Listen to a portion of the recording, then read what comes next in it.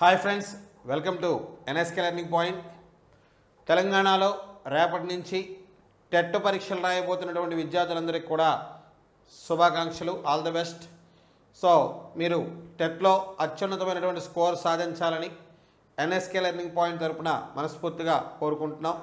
So విద్యార్థులందరికీ కూడా all the best. అదేవిధంగా ఏపీలో డిఎస్సి ఎగ్జామ్స్ కూడా రాస్తున్నటువంటి విద్యార్థులు కూడా మరి మీ యొక్క టార్గెట్ని రీచ్ అవ్వడం కోసం చాలా జాగ్రత్తగా కాన్సన్ట్రేట్గా మీ ఎగ్జామ్స్ రాస్తారని మనస్ఫూర్తిగా కోరుకుంటున్నాం. మరి టెట్ ఎగ్జామినేషన్ అలాగే ఏపీ డిఎస్సి ఎగ్జామినేషన్లో చాలా కీ రోల్ ప్లే చేసేటువంటి సబ్జెక్టు సైకాలజీ. దాన్నే మనం టెట్లో చైల్డ్ డెవలప్మెంట్ అంటాం. మరి డిఎస్సిలో అయితే class room implications of education psychology అని చెప్పేసి చెప్తున్నాం. మరి ఈ సబ్జెక్ట్లో ఇంగ్లీష్ మీడియంలో చదివేటువంటి స్టూడెంట్స్ కోసం ఎన్ఎస్కే లెర్నింగ్ సైకాలజీ కానీ, పర్స్పెక్టివ్స్ కానీ, మెథడాలజీస్ కానీ కూడా ఇంగ్లీష్ మీడియంలో మీకు కోర్సెస్ని, వీడియోస్ని ప్రొవైడ్ చేస్తుంది. మరి టెట్ ఎగ్జామినేషన్లో, డిఎస్సి ఎగ్జామినేషన్లో కంపల్సరిగా ఒక మార్కు తీసుకొచ్చేటటువంటి ముఖ్యమైన కాన్సెప్ట్ సైకాలజీలో ఈరోజు మనం డిస్కస్ చేద్దాం. సో ఆ కాన్సెప్టే డిఫెన్స్ మెకానిజమ్స్. డిఫెన్స్ మెకానిజమ్స్ అని చెప్పేసి చెప్తాం. So defence mechanism, it is a very important concept. So defense mechanisms means these are some approaches or strategies so using by an individual to reduce their stress temporarily, so these are called as defense mechanisms. So defense mechanisms means పేర్లోనే defense mechanisms means approaches or strategies so using by an individual. So దేనికోసం use చేస్తాడు? To defence themself or to protect themself. So దేని నుంచి defence చేసుకోవడానికి, దేని నుంచి protect చేసుకోవడానికి చెప్పేసి అంటే from stressful conditions or stressful situations. So stressful situations or stressful conditions నుంచి పర్సన్ తనను తాను సేవ్ చేసుకోవడం కోసం, తనను తాను టెంపరీగా ప్రొటెక్ట్ చేసుకోవడం కోసం యూజ్ చేసేటటువంటి కొన్ని స్ట్రాటజీస్ని మనం ఏమని చెప్తామని అంటే డిఫెన్స్ మెకానిజమ్స్ అని చెప్పేసి చెప్తాం. So these are introduced by Austrian familiar psychologist Sigmund Freud and his daughter Anna Freud. So Sigmund Freud అలాగే ఆయన డాటర్ యానా ఫ్రాయిడ్ ఈ డిఫెన్స్ మెకానిజమ్స్ని ఇంట్రడ్యూస్ చేయడం జరిగింది. మరి ఈ డిఫెన్స్ మెకానిజం యూజ్ చేస్తే పర్సన్స్ యొక్క స్ట్రెస్ అనేది కంప్లీట్గా రెడ్యూస్ అయిపోతుందా? No. So defence mechanisms provide temporary relief to the individual from the stressful conditions. So defence mechanisms అనేవి ఇండివిజువల్కి టెంపరరీ రిలీఫ్ను మాత్రమే దేని నుంచి? స్ట్రెస్ఫుల్ సిచ్యువేషన్స్ నుంచి టెంపరరీ రిలీఫ్ను మాత్రం ప్రొవైడ్ చేస్తే ఏమని చెప్పేసి అంటే డిఫెన్స్ మెకానిజం అని చెప్పేసి చెప్తాం. సో డిఫెన్స్ మెకానిజమ్స్ అనేవి పర్సన్ యొక్క స్ట్రెస్ని కంప్లీట్గా రెడ్యూస్ చేయవు. సో టెంపరరీ రిలీఫ్ను ప్రొవైడ్ చేసే వాటిని ఏమని చెప్తామంటే డిఫెన్స్ మెకానిజం అని చెప్పేసి చెప్తాం. So in this video we will discuss about some important defense mechanism, and also we will discuss the previous questions given in the examinations about the defense mechanism. So first of all, repression. So defense mechanism lo repression. So repression, the repression also called as active forgetting. Active forgetting అని చెప్పేసి చెప్తాం. అంటే మన stressful, painful సిచ్యువేషన్స్ని, pathetic ఎక్స్పీరియన్సెస్ని వాంటెడ్గా forget చేయడానికి try చేయడాన్ని ఏమని చెప్తామని చెప్పేసి అంటే రిప్రెషన్ అని చెప్పేసి చెప్తాం. సో మనకి ఏవైతే పెయిన్ఫుల్ ఎక్స్పీరియన్సెస్ కానీ, పెయిన్ఫుల్ ఫీలింగ్స్ కానీ, పెయిన్ఫుల్ సిచ్యువేషన్స్ కానీ, స్ట్రెస్ఫుల్ సిచ్యువేషన్స్ని కానీ మనం వాంటెడ్గా మనం ఫర్గెట్ చేయడానికి ట్రై చేయడాన్ని ఏమని చెప్తామని అంటే రిప్రెషన్ అని చెప్పేసి చెప్తాం.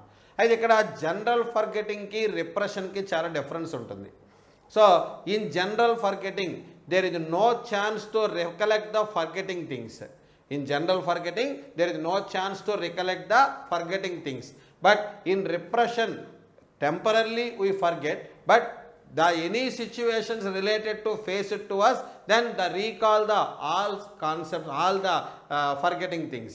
సో దీన్ని మనం ఏమని చెప్తాం అంటే రిప్రెషన్ అని చెప్పేసి చెప్తాం.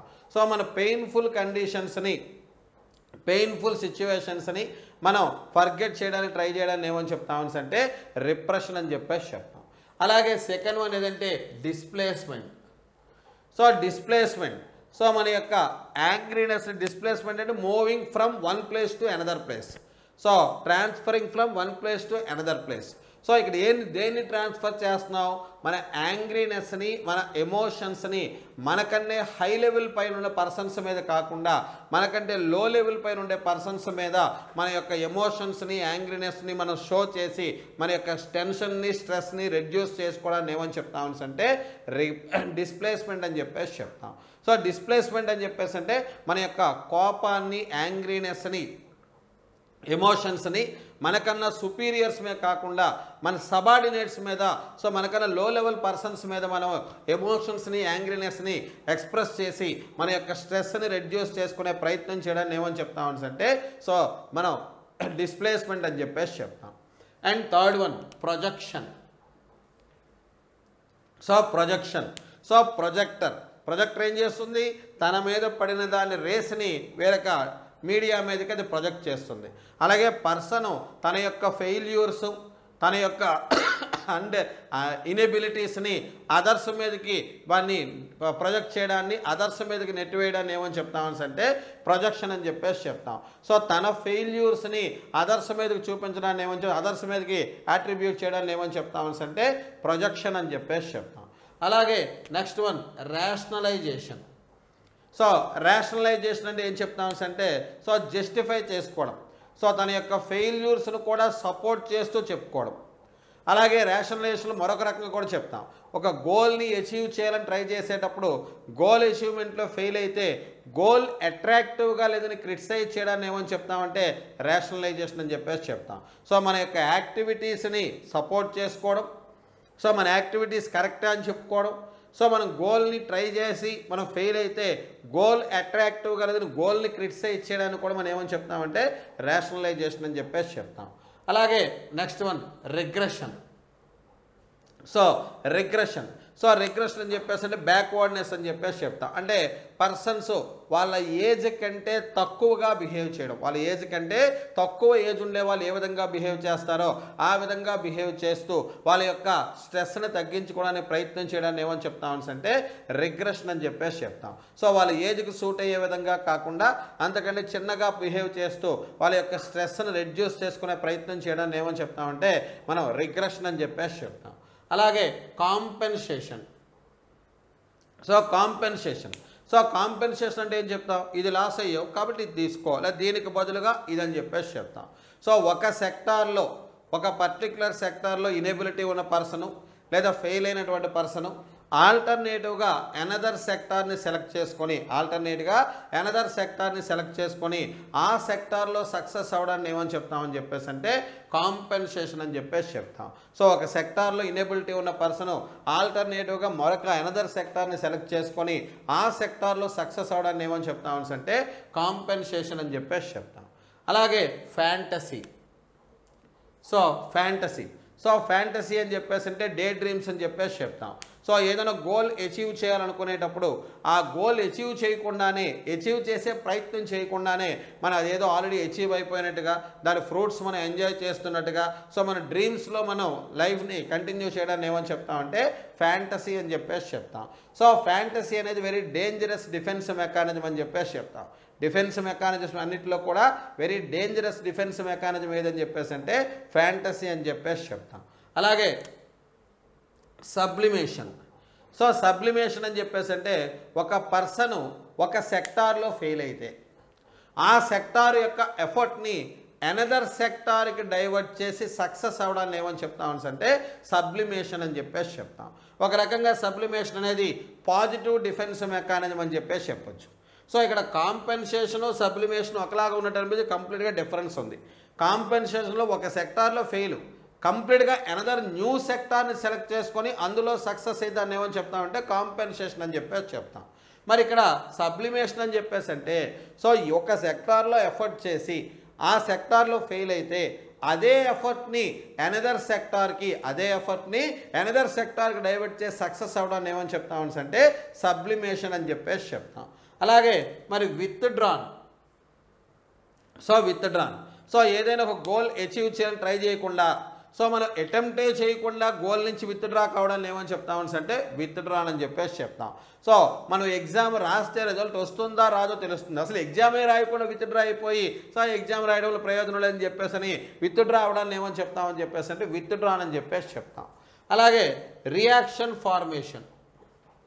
సో దీనికి అనదర్ నేమ్ ఏదని చెప్పేసి అంటే రివర్సింగ్ మోటివ్ అని చెప్పేసి కూడా చెప్తాం. సో మైండ్లో ఒక కాన్సెప్ట్ ఉండి దానికి క్వైట్ ఆపోజిట్ ఒపీనియన్ బయటకు ఎక్స్ప్రెస్ చేయడాన్ని ఏమని చెప్తారని అంటే రియాక్షన్ ఫార్మేషన్ అని చెప్పేసి చెప్తాం. మైండ్లో ఏమో ఒక థాట్ ఉంటుంది, దానికి క్వైట్ ఆపోజిట్ ఫీలింగ్నేమో బయటకు ఎక్స్ప్రెస్ చేయడం జరుగుతుంది. దీన్నే మనం ఏమని చెప్తామని అంటే రియాక్షన్ ఫార్మేషన్ అని చెప్పేసి చెప్తాం. అలాగే ఐడెంటిఫికేషన్. సో ఐడెంటిఫికేషన్ అని చెప్పేసి అంటే మనం అచీవ్ చేయలేనటువంటి కొన్ని గోల్స్ని మన రిలేటివ్స్, మన చిల్డ్రన్, మన బిలాంగింగ్స్ ఎవరైనా సరే అచీవ్ చేస్తే మనమే అచీవ్ చేసినట్టుగా సాటిస్ఫై కావడాన్ని మనం రికగ్నిషన్ పొందడానికి ట్రై చేయడాన్ని ఏమని చెప్తామంటే ఐడెంటిఫికేషన్ అని చెప్పేసి చెప్తాం. సో ఇవి మనకి సమ్ ఇంపార్టెంట్ డిఫెన్స్ మెకానిజమ్స్ అని చెప్పేసి చెప్తాం. సో వీటి మీద వచ్చినటువంటి ప్రీవియస్ క్వశ్చన్స్ కనుక మనం అబ్జర్వ్ చేసినట్లయితే టెట్ అండ్ డిఎస్సిలో వచ్చిన క్వశ్చన్స్ కనుక చూసినట్లయితే, so first question, A girl felt bad for a few days because her friends teased her as she is unable to talk effectively in elocution competition. Later, she forgot that incident. The defense mechanism here is. So సరిగా elocution కాంపిటీషన్లో సరిగా మాట్లాడలేకపోయింది, వాళ్ళ friends అందరూ teach చేశారు. So తను చాలా బాధపడింది, మరి కొంతకాలానికి దాన్ని మర్చిపోయింది. మరి మన ప్యాథటిక్ ఎక్స్పీరియన్సెస్, పెయిన్ఫుల్ ఎక్స్పీరియన్సెస్ని వాంటెడ్గా ఫర్గెట్ చేయడాన్ని ఏమని చెప్తున్నాం? సో వాంటెడ్గా ఫర్గెట్ చేయడం ఏమని చెప్పుకున్నామండి? రిప్రెషన్. ఏమని చెప్తామండి? Repression is the right answer. And second one, Rajesh got angry on the teacher who punished him without any reason. Rajesh shown that anger on his younger sister. The defense mechanism is. So Rajesh ఎటువంటి mistake చేయకుండా teacher punish చేశారు, teacher మీద కోపం వచ్చింది. మరి టీచర్ని తిరిగి punish చేయలేరు కదా, మరి తనకంటే లో లెవెల్ పర్సన్ తన యంగర్ సిస్టర్ మీద తన యొక్క యాంగ్రీనెస్ని ఎగ్జిబిట్ చేశాడు. మరి దాన్ని మన హై లెవెల్ కంటే మనకంటే లో లెవెల్ వాళ్ళ మీద మన యాంగ్రీని ఎగ్జిబిట్ చేయడాన్ని మనకి చూపించడాన్ని ఏమని చెప్పుకున్నాం? సో ఏం చెప్పాం? డిస్ప్లేస్మెంట్. ఏం చెప్పుకున్నాం అండి? డిస్ప్లేస్మెంట్. సో హియర్ ఆన్సర్ ఏమవుతుందని చెప్పేసి అంటే డిస్ప్లేస్మెంట్ అని చెప్పేసి చెప్తాం. అలాగే in this defence mechanism an individual tries to attribute his own defects on others. So తన యొక్క ఓన్ డిఫెక్ట్స్ని, తన యొక్క ఫెయిల్యూర్స్ని అదర్స్కి ఆట్రిబ్యూట్ చేసే ప్రయత్నాన్ని ఏమని చెప్తామండి? అదర్స్కి ఆట్రిబ్యూట్ చేసే ప్రయత్నం, మన ఫెయిల్యూర్స్ని అదర్స్ మీదకి నెట్టివేసే ప్రయత్నాన్ని ఏమని చెప్తున్నాం? ప్రొజెక్షన్. ఏమని చెప్తామండి? ప్రొజెక్షన్ అని చెప్పేసి చెప్తాం. అలాగే the girl who did not get seat in engineering supporting herself that the teacher training course that she joined is a better one since people who have done engineering are not getting jobs. So this is, so ఒక girl ఇంజనీరింగ్లో seat తెచ్చుకోలేకపోయింది, but తను join అయినటువంటి teacher training కోర్సే engineering కంటే better, ఎందుకంటే ఇంజనీరింగ్లో join అయిన వాళ్ళు కూడా ఎవరికి జాబ్స్ రావట్లేదని చెప్పి తన యొక్క డెసిషన్ని సపోర్ట్ చేసుకుంటుంది. సో మన డెసిషన్స్ని మనం సపోర్ట్ చేస్తూ చెప్పుకోవడం, సో దాన్ని మనం ఏమని చెప్పుకున్నాం? రేషనలైజేషన్. ఏమని చెప్పుకున్నామండి? రేషనలైజేషన్ అని చెప్పేసి చెప్తాం. సో ఇవి మనకి ఈ rationalization. A parent weeping like a child because his son was addicted to bad habits and not listening to him is an example for a parent weeping like a child. So persons వాళ్ళ age కంటే తక్కువ ఉండే విధంగా చిన్న పిల్లల్లా behave చేయడాన్ని మనం ఏమని చెప్పుకున్నామండి? Defence మెకానిజమ్స్లో వాళ్ళ ఏజ్ కంటే తక్కువ ఉండేలా బిహేవ్ చేయడాన్ని ఏమని చెప్పుకున్నామండి? So regression. ఏమని చెప్పుకున్నామండి? రిగ్రెషన్. వాళ్ళ ఏజ్ కంటే తక్కువ ఉండేలా బిహేవ్ చేయడాన్ని మనం రిగ్రెషన్ అని చెప్పేసి చెప్తాం. అలాగే the famous cricketer Sachin Tendulkar was poor in his school studies, but he became world famous icon.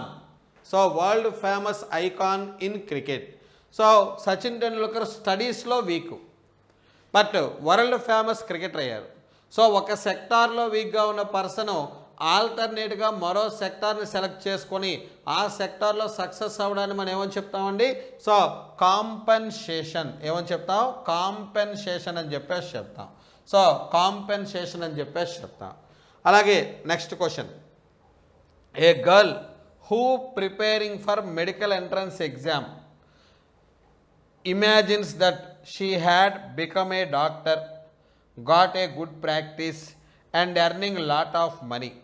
So medical entrance exam prepare అవుతుంది, కానీ అప్పుడే డాక్టర్ అయిపోయినట్టుగా, సో లాట్ ఆఫ్ ప్రాక్టీస్ వచ్చేసినట్టుగా, చాలా మనీ ఎర్న్ చేసినట్టుగా సో ఇమాజిన్ చేసుకుంటుంది.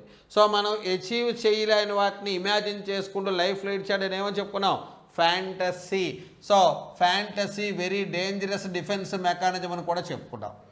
అలాగే next one, the defence mechanism adapted by Sagar who failed in love, earning fame as a poet by writing poems on his lover is.